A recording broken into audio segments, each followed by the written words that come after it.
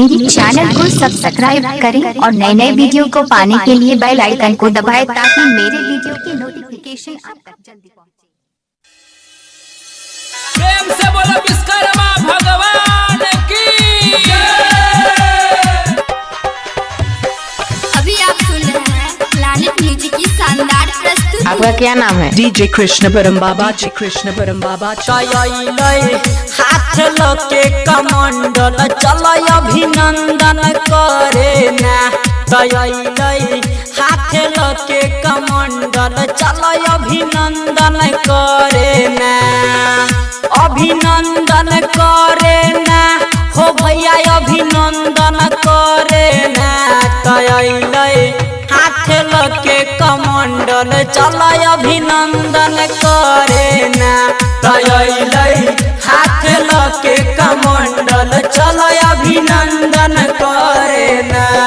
DJ Sumit Satish, DJ Sumit Satish. प्रेम से बोलो विश्वकर्मा भगवान की planet music Darbhanga. Mix by DJ Krishna. बाबा के छै सब कुछ देन इन्हीं से चलै बस ट्रेन हो भैया चलै बस ट्रेन। तो बाबा के छै सब कुछ देन इन्हीं से चलै बस ट्रेन हो भैया चलै बस ट्रेन।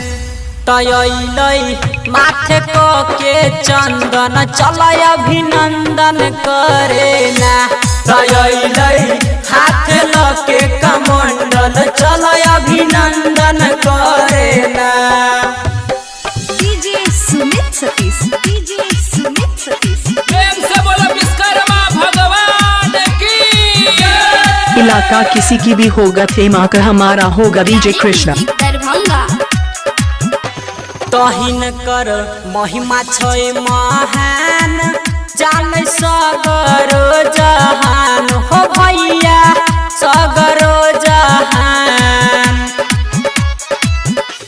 तहिन कर महिमा छै महान जानै सगरो जहान हो भैया सगरो जहान। त घरे घरे दै छै अनधन चल अभिनंदन करे ना।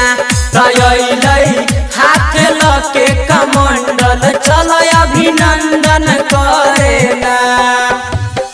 DJ Sumit Satish, DJ Sumit Satish. प्रेम से बोलो विश्वकर्मा भगवान की प्लैनेट म्यूजिक दरभंगा। तो बड़ निक लागे गज के सवारी कहे राइटर सोना कुमारी हो भैया कहे सोना कुमारी।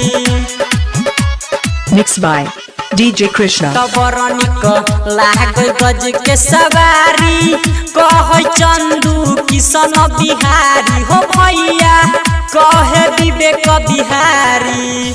त गायक रमन जी करे वंदन चल अभिनंदन करे ना। हाथ लके कमंडल चल अभिनंदन करे।